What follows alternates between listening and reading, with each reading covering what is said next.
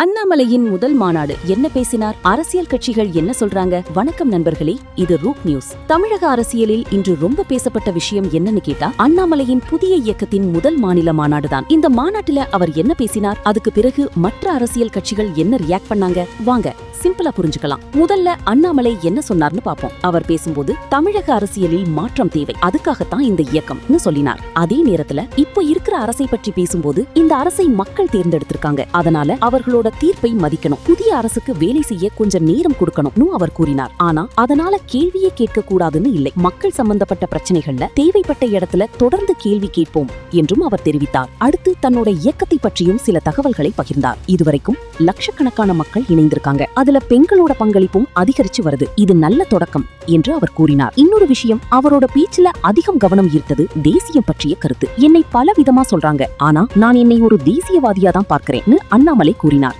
சரி, இதெல்லாம் பேசிட்டாரு. அதுக்கு அடுத்தது என்ன நடந்துச்சு? அரசியல் கட்சிகள் ஒவ்வொருத்தரும் தங்களோட ரியாக்ஷனை சொல்ல ஆரம்பிச்சாங்க. சிலர் புதிய அரசியல் முயற்சிக்கு வாழ்த்துகள்னு சொன்னாங்க. இன்னும் சிலர் இப்போதைக்கு மாநாடு நடத்துறது ஒரு விஷயம், ஆனால் மக்கள் ஆதரவை தேர்தலில் தான் நிரூபிக்கணும்னு கருத்து தெரிவித்தாங்க. மறுபக்கம் சில எதிர்க்கட்சி தலைவர்கள் இந்த இயக்கம் உண்மையிலேயே தனி அரசியல் பாதையில போகுதா அல்லது வேறு அரசியல் சக்திகளோட தொடர்பு இருக்கா என்ற கேள்விகளையும் எழுப்பியிருக்காங்க. இதற்கு அண்ணாமலை தரப்பு இது சுயாதீனமான அரசியல் இயக்கம் என்ற நிலைப்பாட்டை தொடர்ந்து வலியுறுத்தி வருகிறது. இப்போ அரசியல் வட்டாரத்துல பேசப்படுற பெரிய கேள்வி என்னன்னா, இந்த மாநாடு ஒரு ஆரம்ப நிகழ்ச்சியா மட்டும் இருக்குமா அல்லது வரும் தேர்தல்களில் உண்மையிலேயே தாக்கத்தை ஏற்படுத்துமா? அதற்கான பதிலை காலமும் மக்களோட முடிவும் தான் சொல்ல.